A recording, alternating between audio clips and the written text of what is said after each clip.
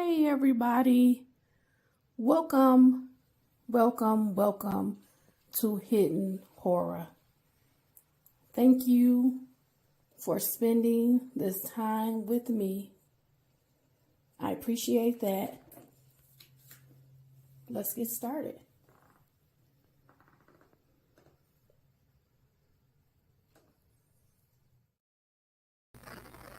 Hey everybody, happy Sunday. How are you today? It is Sunday. Welcome to Hidden Horror. And today I want to bring you an update on Negasi Zuberi. Now, if you can remember, I would say about maybe 8 to 10 months ago, I brought this case to you. Negasi Zuberi is alleged to have kidnapped a woman out of state, brought her into his home state, and placed her in a makeshift cinder block. The cinder block was made inside of his garage. He was renting a property, and the female, she was able to get out of the cinder block, escape, and bring the police back to the home. Eventually, the police was able to catch up with Mr. Zuberi and arrest him, and now he has those charges. Well, now I'm here today to bring you a case update. If you can recall, the FBI had put out a press conference where they were asking for any potential victims to please come forward, contact them, because Mr. Zuberi had moved around in various states across the country, and they wanted to know, was it possible that in the last 10 years did he have any other victims? So they wanted people to contact them with any information, and we have a new case. On May 6th of last year, allegedly in Klamath Falls, Mr. Zuberi kidnapped allegedly a different woman. So I'm here to bring you that information. I told you in a prior video, Mr. Zuberi allegedly tried to escape out of the county jail.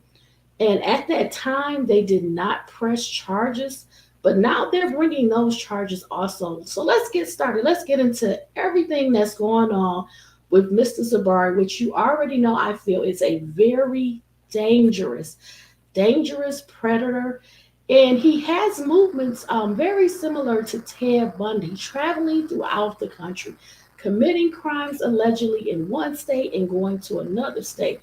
And also, you have this interstate kidnapping, taking a woman from her home state and bringing her to his home.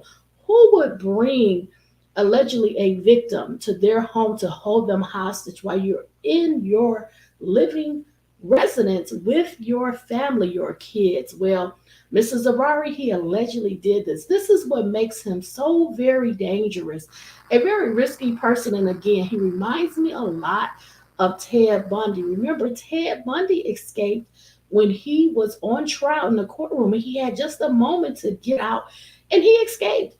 He ran. He eventually was caught, but again, this behavior is very similar. We see this in serial killers.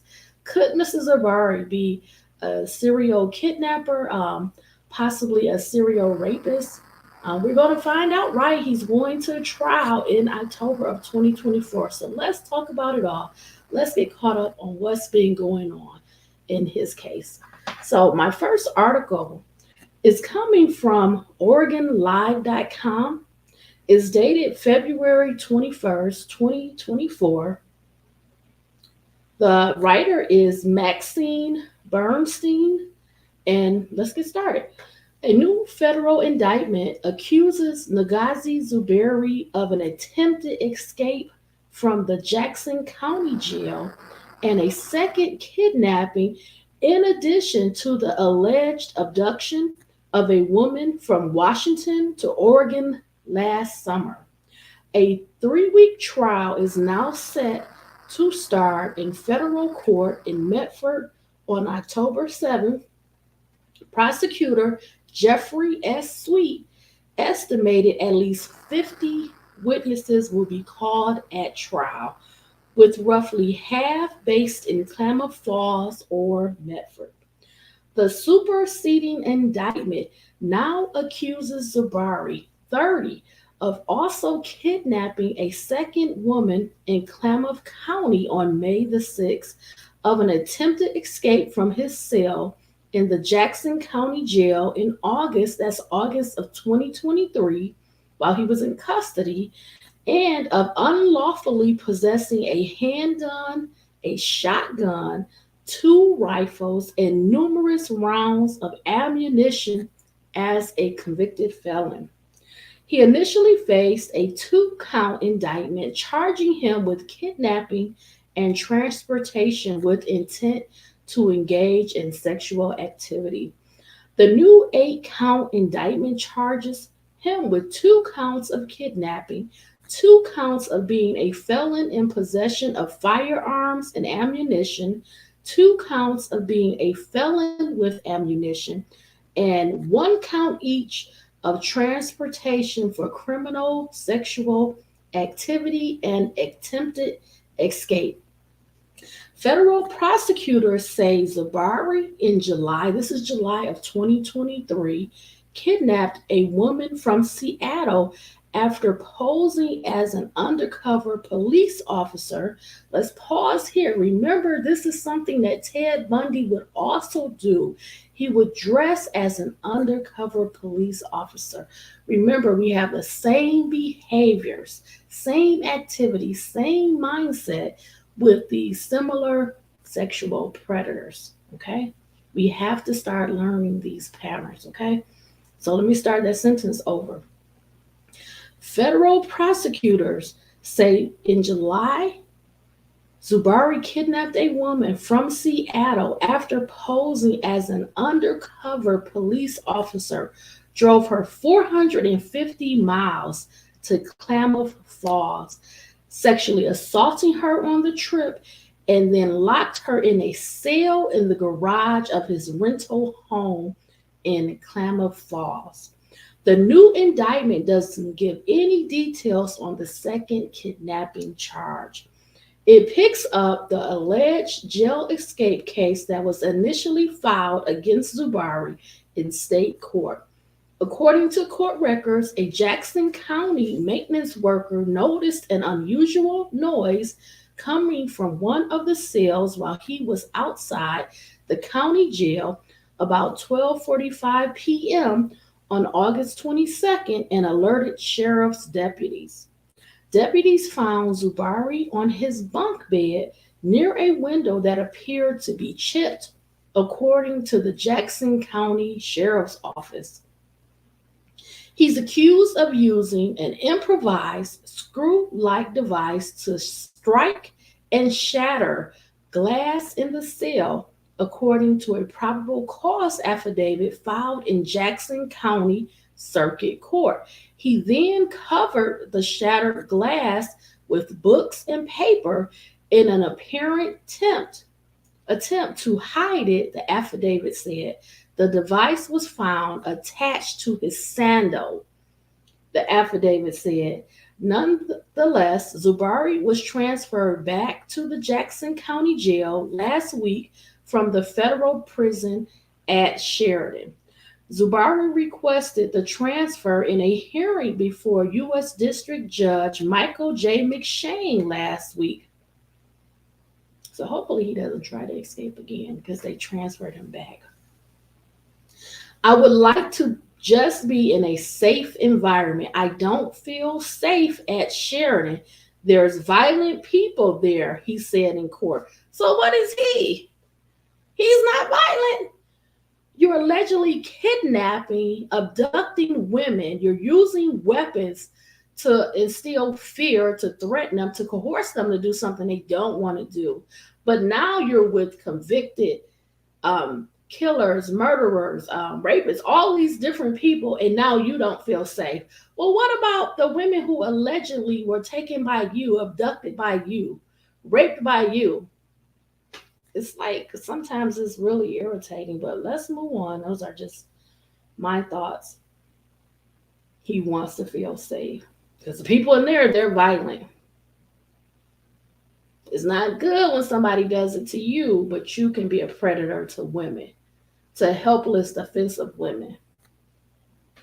McShane said that would be up to the U.S. Marshal Service. Jackson County may not want you back there, McShane told Zuberi, considering his attempted escape charge. But jail records show he was returned to Jackson County last Thursday.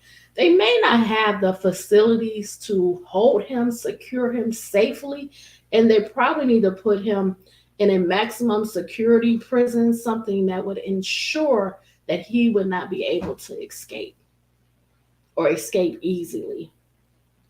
Zuberi had been arrested in Reno on July 16th, a day after the alleged kidnapping of the woman from Seattle who escaped from the cell at Zuberi's rental house and flagged down a motorist for help, according to the FBI and Klamath Falls police. So if you remember, when she was able to get out of the makeshift cell, she was able to flag down someone and get help, get the police, and return back to the house, okay?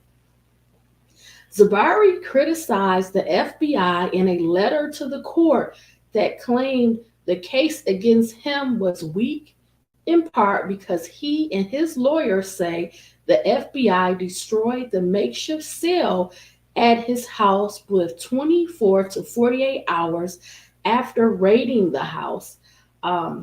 If the case was so weak, Mr. Zuberi, why did you try to unalive yourself? Why did you try to end it all? You were concerned. You were concerned. You were fearful that they have enough information on you and also your cell phone, because they're going to use cell phone data also to place you in these places when things allegedly happen. So if you're confident, okay, they'll see you in court. The FBI released photos of the so-called cell, which were picked up by national media, Zuberi wrote. I was made famous from this vital evidence, his letter said. You're not famous. You're probably one of the most vicious predators, probably in the last 30 years, to create a holding cell, a captive cell for your victims so that they can't leave. Even your plans to dig underground 100 feet to expand the cell is diabolical, it's evil. Let's continue. Zuberi had sought a trial date in June, but his court-appointed defense lawyer, Amy E. Potter, last week told the court she would need more time to prepare and suggested the October date.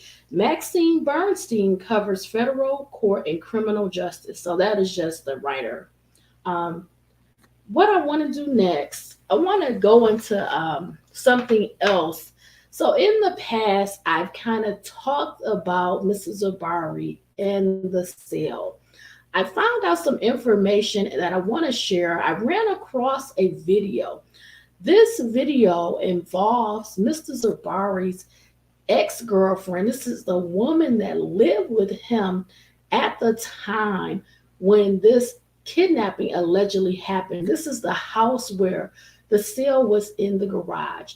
She lived with him, she has kids by him, and she actually made a statement. She's on the record on video talking about her feelings and how Mrs. Zuberi is just this great person that helped her. She doesn't believe it. She believed that the cell was built to actually rent out a portion of this property. But we know it's not true. It doesn't make sense. But let's go to this video.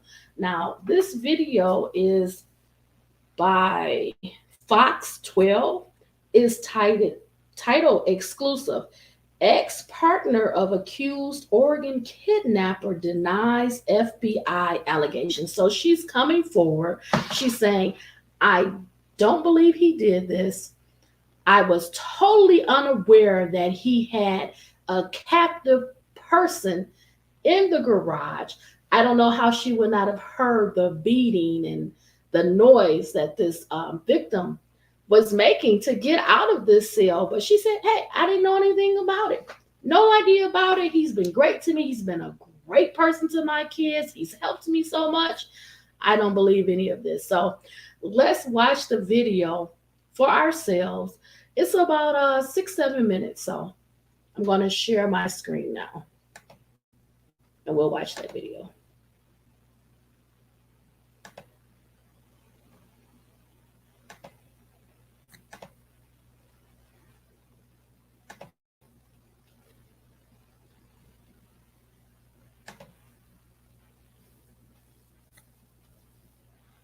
Charged with kidnapping and sexually assaulting a woman in Seattle and holding her in a makeshift prison cell in southern Oregon. That suspect has been identified by the FBI as 29-year-old Negasi Zuberi.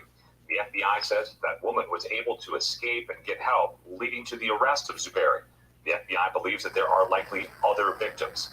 Fox News' Adrian Thomas sat down for an exclusive interview with the suspect's ex-partner, who has 2 children with Zuberi, for her reaction to the arrest. Negasi Zuberi's ex-partner is still currently living in the home in Klamath Falls, where the FBI alleges Zuberi held a woman captive in a cinder block cell. Zuberi's ex-partner is asking we don't show her face or reveal her name to protect the privacy of her and their 2 young children. She denies the allegations presented by the FBI against the father of her children and claims she has no idea the alleged kidnapping took place. Negasi Zuberi has made national headlines after the FBI in Portland alleged he kidnapped a woman in Seattle, sexually assaulted her, drove her to Klamath Falls, and imprisoned her in this makeshift cinder block cell. The FBI says the kidnapping happened in the early hours of Saturday, July 15th. Zuberi's ex-partner says she didn't hear or see anything that night, and that Zuberi told her he was going to Seattle to look at potential rental properties. So the FBI is alleging all of this happened on July 15th, that Negasi brought a woman that he kidnapped in Seattle here and imprisoned her. What did you see that day? Honestly, I went to bed like on Friday night. I was watching TV. I fell asleep on the couch, and then I woke up. I went, to the room, and I fell asleep. And then I noticed that he came home, and then he came to the room, and then I was kind of surprised. I was like, "Oh, you're back already?" And then he left, and then I was like, "I'm going back to sleep." So I went back to sleep, and then my kids were in the room, and then I woke up around like maybe 9 o'clock, and then I just asked him for the car key so I can go to Walmart, and then I went to Walmart and came back, and then me and my kids were planning just to go to swimming and stuff.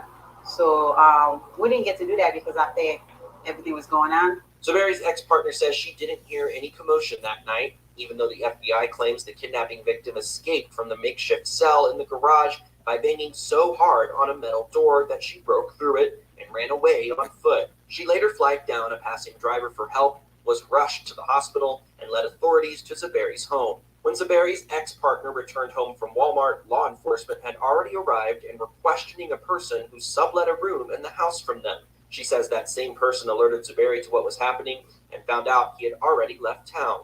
The woman tells me she met up with Zuberi the next day in Nevada after he asked her to meet him on the road. He told me he was gonna go to Alabama and wait until everything settled down to see what's going on. After they met up, the FBI found the couple outside a Walmart in Reno and arrested Zuberi following a long standoff where agents say he cut himself severely while holding one of his children on his lap and tried to destroy his phone. Zuberi's ex-partner wouldn't share many details about the arrest, other than it was a shock to her and the children, who later made their way back to Klamath Falls on a bus. That same day, Klamath Falls police served a search warrant where they discovered what appears to be a makeshift cinder block cell. Zuberi's ex-partner claims this is a misunderstanding.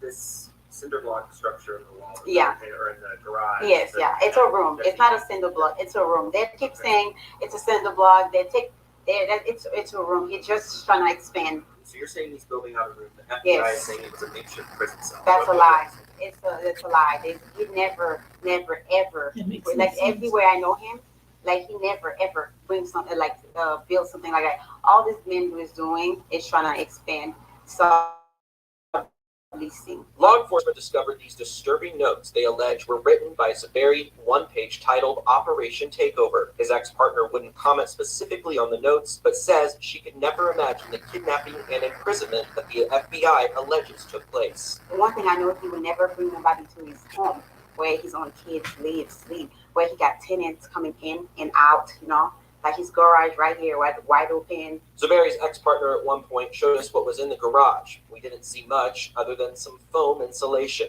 She told us the structure the FBI alleges was a makeshift prison cell has since been taken down. Through tears, she tells us regardless of what the court proceeding. No, he helped my kids. He helped me when I needed help. He even helped me apply for school. He helped me apply for FAFSA. He helped me get to my feet. Even we didn't get along, but he always helping me. It is sad that he's been accused because that's not who he is. That's not who I had kids with. This is not what the guy that they portray him to be. This is not his legacy. This man had dreams. On July 26th, Negasi Zuberi made his first appearance in front of a federal judge in Nevada. He remains in custody and will be extradited to Oregon, where he will appear in federal court. In Klamath Falls, Adrian Thomas, Fox 12 Oregon. All right, Adrian, thank you. The FBI says Zuberi has lived in 10 states, and investigators fear there may be more victims out there. Tonight, we are getting a closer look at exactly where Zuberi has lived and the timeline. Take a look at this map here. The FBI says starting in October of 2012, Zuberi lived in Oakland, California, Northport, Alabama, Tuscaloosa, Alabama, Orlando, Florida, Granada Hills, California, Azusa, California, Ecorse, Michigan, and Vacaville, California. The FBI says he also frequently lived in Washington County, Utah since 2016, as well as New Jersey. Now, he also lived in the Bronx, New York, Chicago, in Illinois, of course, Las Vegas, Antioch, California, and Denver. In August of 2022, he lived in Vancouver and then in Portland in September. You can find a complete list of those cities and the timelines on kptv.com. If you believe you've been a victim or have any information concerning any of these cases, the FBI is asking that you visit a website that they set up. You can find a link to that at kptv.com. You can also call.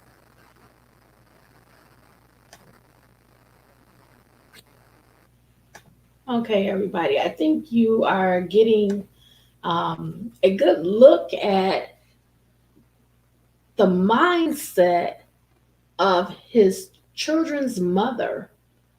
She has the cinder block cell in front of her. She sees this. This is built by him. He had to go. Can you imagine going to a home improvement store to buy this many cinder blocks? To go and fill your vehicle up with cinder blocks or have a delivery of all of these cinder blocks, building this structure in your garage on a rental property, creating walls. There was not a living space. There was no windows. If you're going to lease out space, you will be better to just lease out the garage, not the structure of the cinder blocks where you can't get out. There's a security door where if you're in the inside, you can't get out. You can only unlock it from the outside. How is this a living space? I don't know if she is totally, completely in denial. Did she not hear the banging, the screaming, the yelling of this victim trying to get out? I want to show it to you again. So let's just take a good look at it. I have it from a couple of views. So the first view, I'm going to try to enlarge it a little bit. This is the view if you're standing inside the garage and you're looking into the space. This is not a huge space. It has no windows, no type of ventilation. It's built within the structure of the garage. So this is just one view. And this door, you can't open it if you're in the inside. It's a security door. So if this door is shut and locked, You can't get out. Here's another view. There's a fan, because remember, you're not getting any ventilation. You're not getting air. You're not seeing outside. There's no windows. This is where the drywall was put in the inside to cover up the cinder blocks. And a chair. Are you going to sit in the chair? That's no way to live. You'd have to wait on somebody. If how do you use the restroom? How do you get food? How do you sleep? You sleep in the chair? Do you sleep on the floor? This is a prison. And this is how it looks. Look how tall it is. And you're saying that this is a normal situation where this would not have bothered you to ask why. Why do you need this structure inside of the garage? You know, this is a very dangerous mindset for someone to overlook this type of behavior because they helped you, because they're your kid's father, because you live with them. They helped you fill out paperwork. They help provide for the two kids. He should provide for his two kids. Those are his two kids. That's what people do. They take care of their children. That's no reason to overlook this behavior. You can't be naive. You have to care about other people. And to get on camera and say the things as if someone is creating this story. Why did he try to unalive himself in that Walmart parking lot with your child in his lap? It's disgusting behavior. Why did he try to destroy his phone if he had done nothing wrong? Why did he run? Why did he need to meet you away from the house? He could have just went in and talked to police. These are all signs, indicators, and behavior that this person is guilty and they're on the run.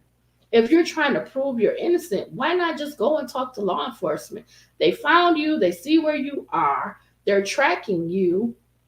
Why are you trying to not cooperate? You could have just surrendered. But you didn't do that. You tried to unalive yourself, not thinking not just of the mother, but the two kids in the car. And you still do an interview to say how you don't believe any of it. Well, I guess you will have to wait and see and let it play out and go to the courtroom or watch it on TV. And they'll reveal to you all of the behaviors and all of the evidence. Because nobody wants to pin something like this on another person. This woman, when she got away, I think she saved herself, but I think she saved a lot of other people. Because if the ex-girlfriend, the children's mother, is not willing to speak up, to call 911 against this man, this probably would have went unchecked. And he's capable of doing this in the house with his kid's mother, his younger kids, renting out the property in a community where people are coming and going and driving by and walking past every day. He's opening up this garage with this cinder block sale in this neighborhood. He didn't even try to hide it. He didn't have to because she was okay with it. I'm not saying that she supported him and helped him, but she wasn't going to do anything about it. Is that an accomplice? Was she fearful? She doesn't sound fearful. She doesn't sound afraid of him. She did say that they didn't get along. Now, what does that mean? What does that mean? He helped you. He helped you take care of some business, some things that you needed done. He was good to the kids, his kids, but you didn't get along with him. You know, people, they really, really need to think about the things that they do and they say before they do it. Because this man right here, he's lived in 17 different areas in a period of 10 years. Why are you zigzagging across the country? Okay, everybody. I just wanted to bring you that update. His trial would be October 7th, 2024. I will put that on my calendar. And if anything else comes up, hopefully he does not try to escape again. We'll revisit Mr. Zuberi's case in October. So thank you always so much for checking out this video. Remember, please be smart, be safe, be savvy. This is what we have out here. This is the behaviors. This is the lengths that people will go through to get away with it, to not go to jail, and to get away, escape, not be held responsible, not be held accountable, not take responsibility for their own actions. He's blaming the FBI for that cell being dismantled. Those people, that was a rental property. How are they going to rent this property out? And there's a makeshift cell that's been all over the news. And I believe the people that own the property, they were in government. They were like the mayor of that city or something. It's really a strange case. I don't know if they did a background check on him or if the property was in her name. But how did he even get to a point where he's living in a community? It's just very sad. So I will make sure that I bring the trial up when it comes up in October. I will follow this case. I'm going to put the date down. So thank you again for checking out this video. Hopefully not hear any more drama from Mrs. Zuberi. You know what? You just never know. He's facing a lot of charges. The indictment is now 8 counts. He probably will. He probably will try to get away because they don't want to go. They don't want to go back to jail. They don't want to be held responsible. I think it's a terrible idea not to put him into a maximum security prison, a holding cell where he does not have access and the ability to escape, because he is a danger to the community. He reminds me so much of Ted Bundy, trying to escape, traveling throughout the United States, committing crimes in various states, not wanting to take responsibility, standing on that they're innocent, they're charming, impersonating a police officer. These are all behaviors that make him a very, very dangerous criminal.